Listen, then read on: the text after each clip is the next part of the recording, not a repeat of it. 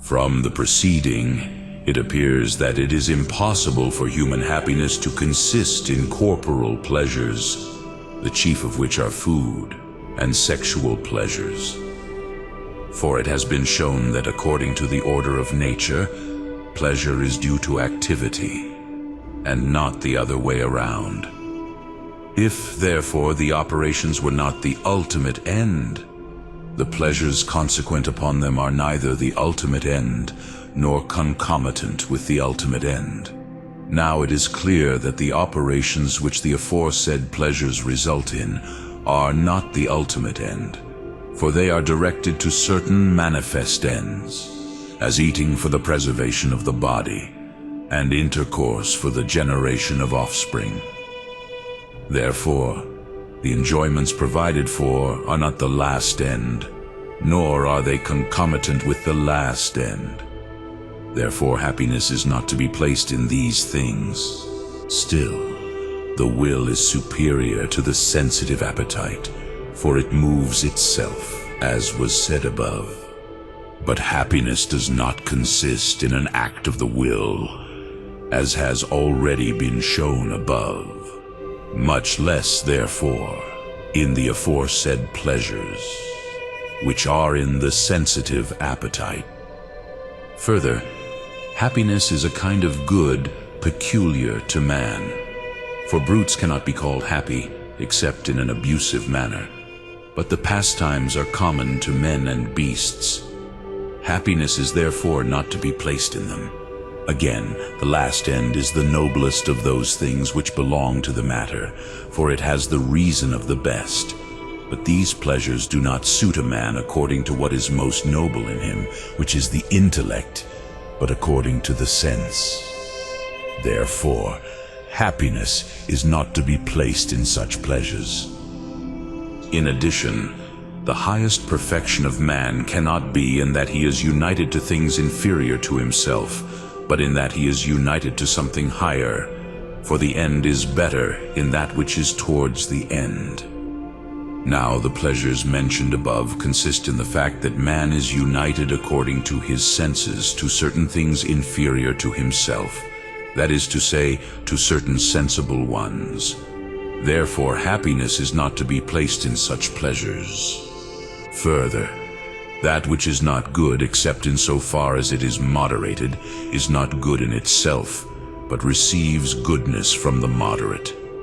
But the use of the aforesaid pleasures is not good for man, unless it be moderated, for otherwise these pleasures would interfere with one another.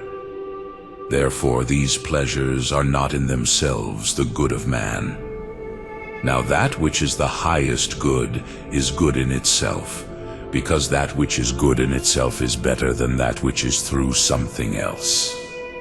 Therefore such pleasures are not the highest good of man, which is happiness.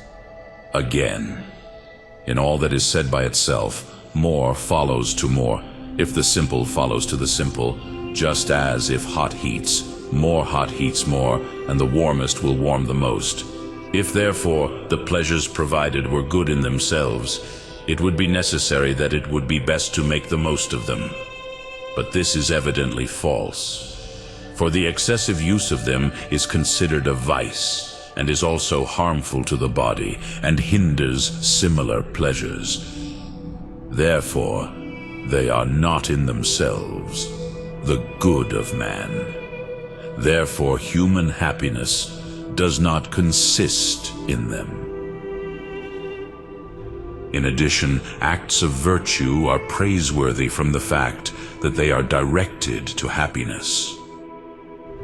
If therefore human happiness consisted in the foregoing pleasures, an act of virtue would be more praiseworthy in approaching these pleasures than in abstaining from them.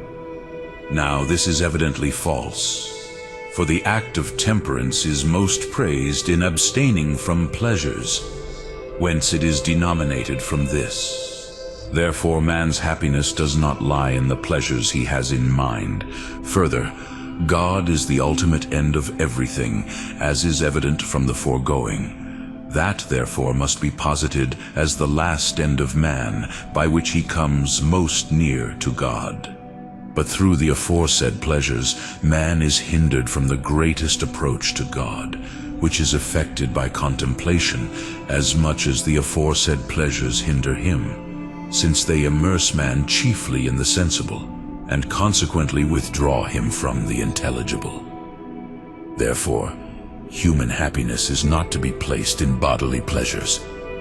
By this means, the error of the Epicureans, who place man's happiness in these pleasures, is excluded, from whose person Solomon says, Wisdom 5:17, "This therefore seemed good to me, that one should eat and drink and enjoy joy from his labor, and this is a part of it." And Wisdom 2:9, "Let us leave signs of joy everywhere, for this is our portion, and this is our lot." The error of the Cerinthians is also excluded, who in the last happiness, after the resurrection, talk about the future of 1,000 years in the kingdom of Christ, according to the carnal pleasures of the belly, whence also the chiliasts, as if they were millennials, were called. The fables of the Jews and Saracens are also excluded, which place the retributions of the righteous in the aforesaid pleasures. For happiness is the reward of virtue,